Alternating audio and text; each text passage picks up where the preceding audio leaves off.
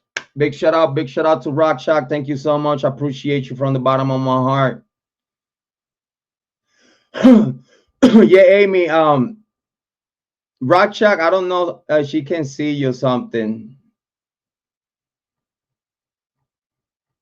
But big shout out to Rock Shock. Thank you for the memberships. I appreciate you from the bottom of my heart. Thank you, Rock Shock. You're the best. Big shout out. I want to welcome Outdoorsy Life. I want to welcome Jean Land. I want to welcome A Curious Rose. Big shout out to King Scarlet. Oh shit, Skin Scarlet. Big shout out to Skin Scarlet. She got a gifted. Skin Scarlet still she's still a mod here though. Skin Scarlet's been in this channel like since like 2022 in the Kiely Rodni case. Big shout out to King Scarlet. Tabata Brington, big shout out to Tabata. Welcome to the On Point True Crime. Shauna Stanton, thank you for being here. Thank you for the moderation. Thank you for the membership the Rock Shock gave us. Euro 13. Big shout out to my Rastafa. Thank you for being here. What's up, Rastafa? Levitating Elephant. Big shout out to Levitating Elephant. We are gifted from Rock Shock. Jane Candle, Belladora got gifted from Rock Shock. Make sure that everyone say thank you to Rock Shock. Thank you, Caitlin. Yes, channel growing. Thanks to ya. Thanks to Rock Shock, and thanks to you, and thanks to Amy Conway. Thanks to all of ya. Y'all the ones that it makes the difference in this show. Y'all the ones that made a difference. Y'all the ones that motivate me. Y'all the one that keep me level-headed. For me to be here and go live and have conversations with y'all. Y'all know me. Y'all only, you know, I'm happy to have the community that we have. And y'all know me. I don't ask for nothing but a like, a subscribe, and share the content, and to watch the content that hopefully y'all enjoy. You know, we only here looking for justice for these victims. That's it. We only pointing out the obvious. I agree, it was a busy night. Raksha say, I agree, it was a busy night and into the morning in Moscow that night and morning. Yes, I think we could agree with that. And Conway, I agree, seems to be convenient amnesia. Yes. Oh, we know Banfield BS 991 call.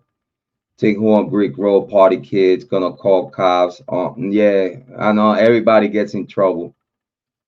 Yeah, so Sana that fix her door, and now the sliding door lock. Yeah, that's the whole point though. That you just hit right on the nail. Rockchuck just hit right on the nail. Right on the nail. Because if you see there is a discrepancy with the security of the home, if it's a discrepancy, me as a dad, me as a parent, I see that it's a discrepancy on the security of where my daughter resides. Me personally, I'm going to fix the problem myself. If it's a problem with security, with doors, locks, etc., etc., if it's a problem with those things where my daughter is residing, I'm going to fix the problem.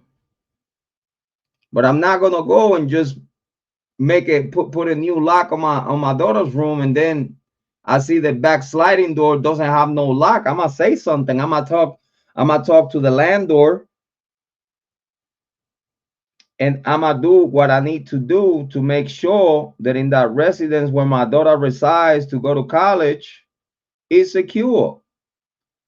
That's my duty as a parent. That's Rock Chuck right there, hit it right on the nail. I remember that I thought Kay saw something in the trees. Yeah, yeah, people were talking about whenever they will either walking the dog. You know that if you walk behind the trees, like right between the trees and the parking lot, you could just walk direct to Jack Decor's house. If you walk the fence, around the fence, that's Jack Decor's apartment right there. Right there. He just had to literally walk the yard and go around the fence. But if not, go a little up and go behind the trees and enter the apartment and enter the house. This is what I'm saying. The only reason why a white Helantra, and if that was in this case,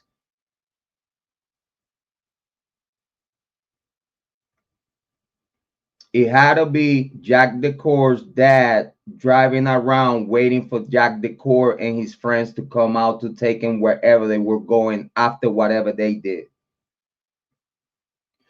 And his daddy was just driving around waiting for them.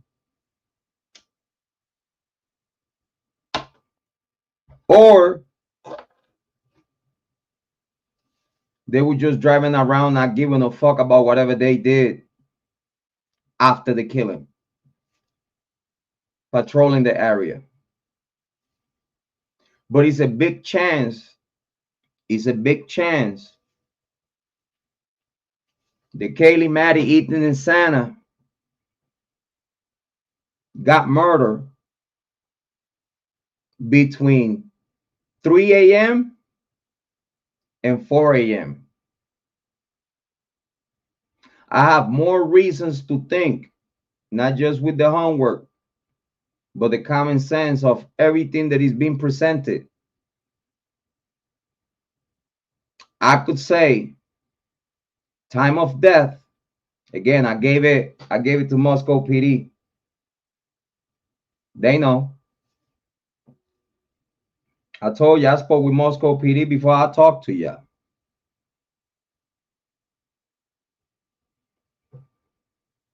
Between 3 a.m. and 4 a.m. That's the real time of death. All this Sana being on TikTok and shit like that, you could have. Listen, man. She could be on TikTok while she was being attacked. And after she got killed, the phone still running and open on TikTok while she already dead. For them to throw the whole investigation, they ain't stupid. Why no one talking about fingerprints on Sana's cell phone? Why we don't get the conversation of fingerprints or DNA, touch DNA on Sana's cell phone? Why we're not talking about that? It's there. It's there. Why we not talking about they could order food just to throw off the whole investigation, just to make it look like that the same pass out roommate order food at 4 a.m. I mean, I guess the phone call had to be at 3 o'clock for that food to be at 4 o'clock in the morning, for that food to be at 4 o'clock in the morning in that residence, that means that that food was ordered around 3:15, around the time of death. It takes 45 minutes up to an hour to deliver orders. Believe me, I know.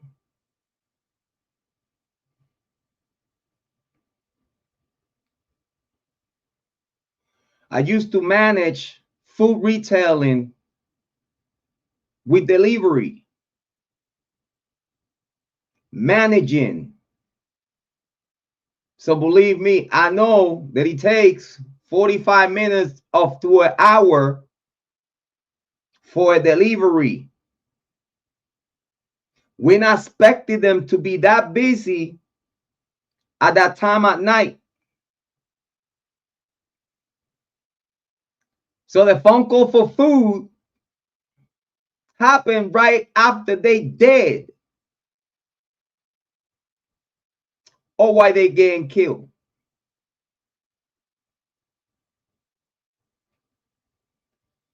Or after they got killed. Y'all could pick and choose your poison.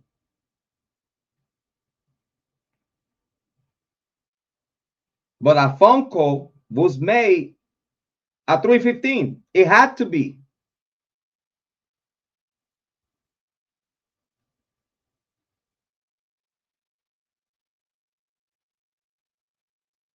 Kiely's phone shutting off.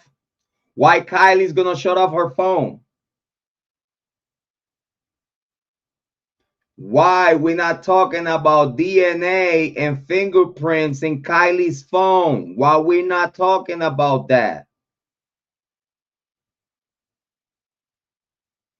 Why we're not talking about who shut off Kiely's phone? It wasn't Kiely. You could bet that. Those girls cannot leave without their phone on.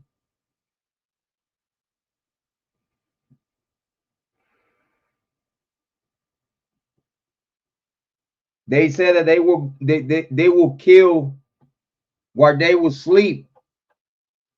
That was the first lie. How in the heck if they were killed while they will sleep, they have defensive wounds? You said they were killed while they will sleep, but then in the same sentence and at the same time, you also said that they all got defensive wounds. So that means that they did not got killed while they were sleeping. Because if you're gonna kill someone while they sleeping, the first thing that you do, if you really want to kill them, you go for the jugular while you covering their mouth. You don't have to do all that mess. If they really sleeping, snoring, you only have to cover their mouth and go for the jugular and done deal. I'm not teaching no one how to do shit. But if y'all said that someone went to the side of that house to kill them and they were sleeping, if they were sleeping and you want to hush and get out, you know, for the rest of the roommates not hear nothing,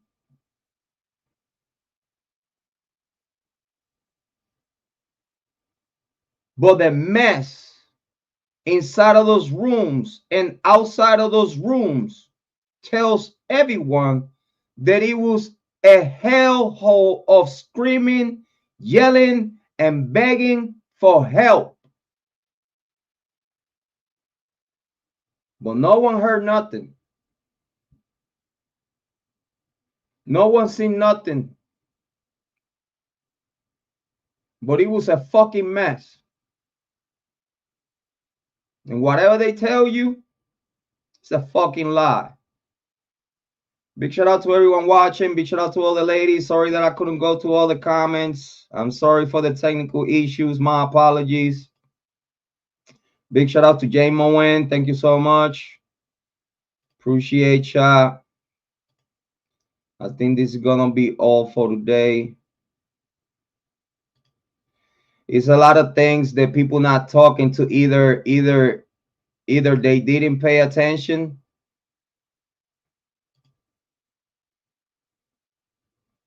or they missing detail. They purposely missing detail to mislead the people,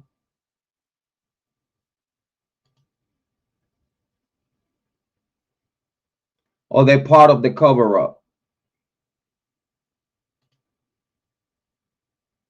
They're just complying with the powers to be for opportunities.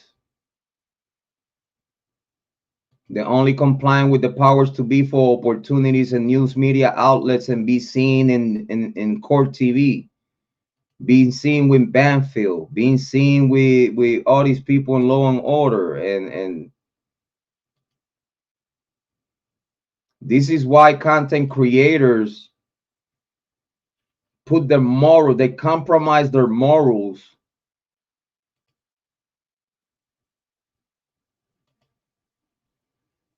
for opportunities. Those opportunities, in case y'all didn't know,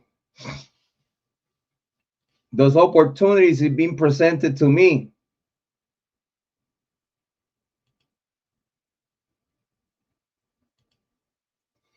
But just because I did not want it to push their narrative,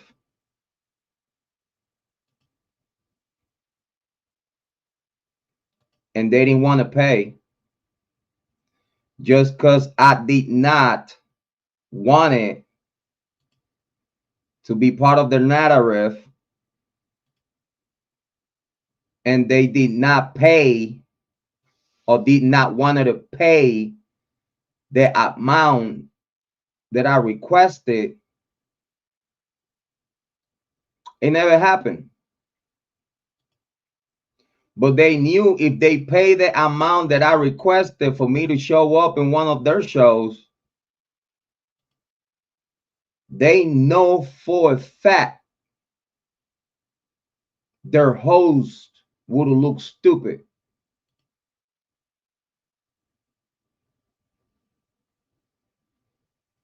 Believe me, one of my biggest pleasures in life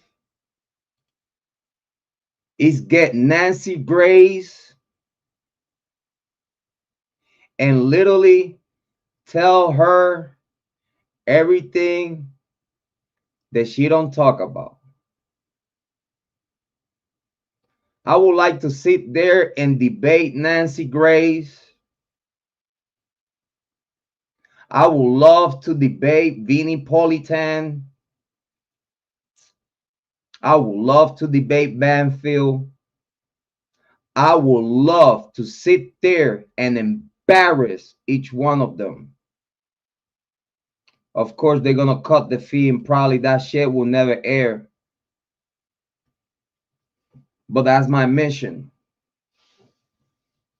If they ever pay me to be in one of their shows, because management want me to light the bitch's ass up. Isn't the only way they'll pay for me to go to their shows to embarrass their own host. And is if it's about a reset button, and we need to get rid of all these bum bullshitters hosts that we got. And now we need a fresh face. They will talk to people in the way they need to be talked to. I'm the one. I know how to be polite. Y'all know me. I know how to have a conversation even with people that I disagree with. I'm the newest generation of true crime. I'm it. And believe me, the day you see my face on legacy media, because they want to get rid of their host, and they will allow me to embarrass them. They don't want that. They don't want that. They don't want Jrod on point.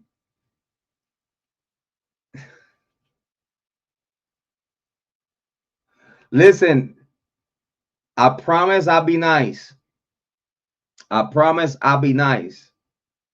But if that ever happened, I will bring nothing but the details that it will exonerate Bryan Kohberger. They'll have to fight that. They'll have to fight that. And you know I'm damn good at that. Hey, no one could debate with me. No one. And y'all know this. Ain't no one. Here in YouTube about the Idaho for Bryan Kohberger and the Kiely Rodni case, listen, you could debate with me and probably win on anything else.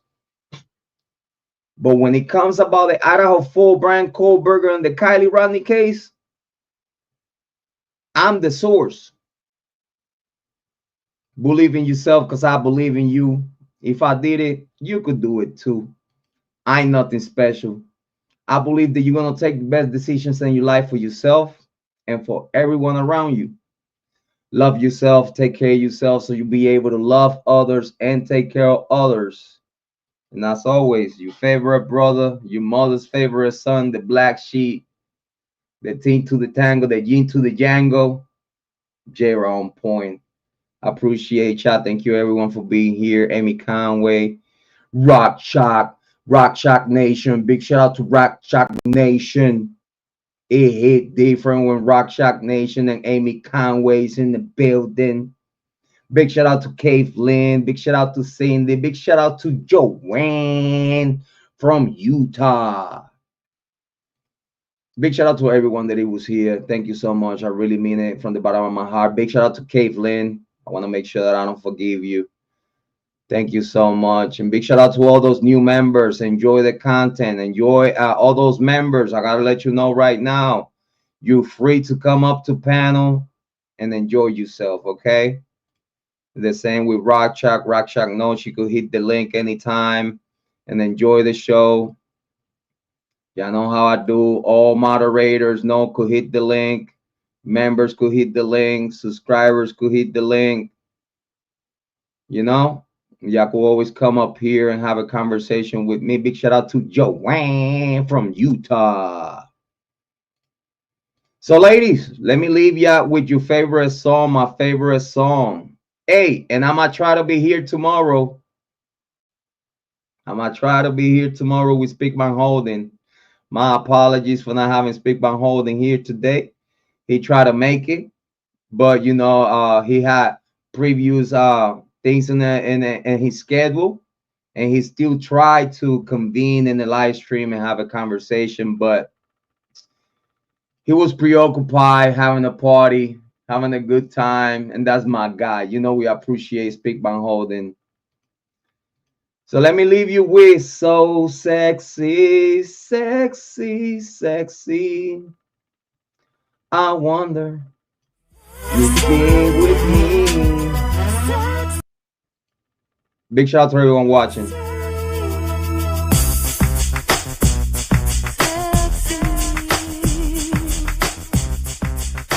Oh, so sexy.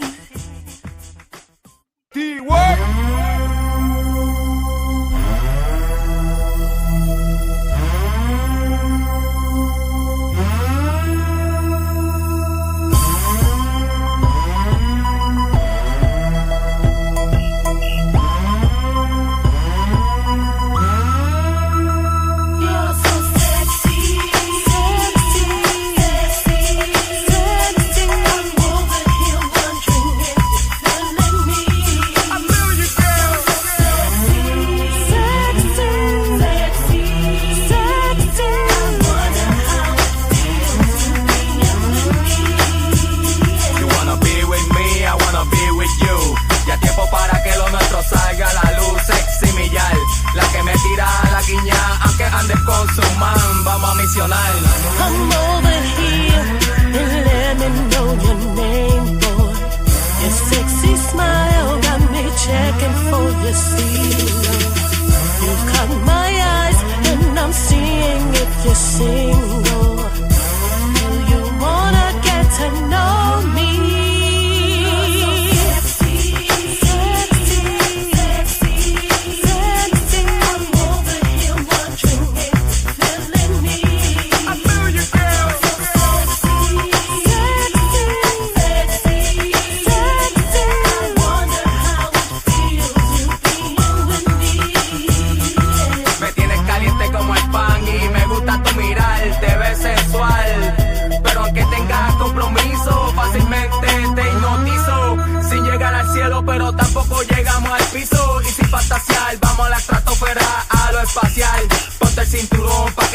vayas a marear, porque este viaje te va a enamorar. Damn, Papi, nah, it's been on you all night. Yo, baby boo, you know that I got you. You know you are so sexy. Oh, by the way, what's your number? 508, I'll give it away. Oh, for sure. Keep it on the low, alright? Gianna! Done dirty. The way you look, the way you dress, it has me speechless. I can't wait, won't hesitate to share in your caress. I get the butterflies when you're around me. I'm so curious and wanna take you home with me.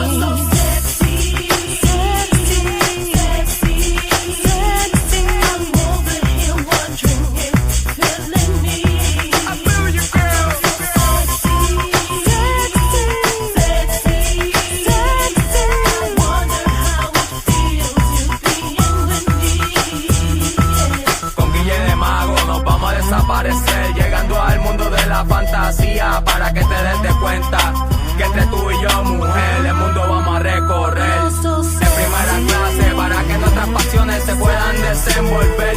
Y no es nada raro en cómo todo empezó. Tú me gustaste y yo te gusté. Ahora es que es cámara, luces, acción. Y ten cuidado que el volcán está haciendo erupción.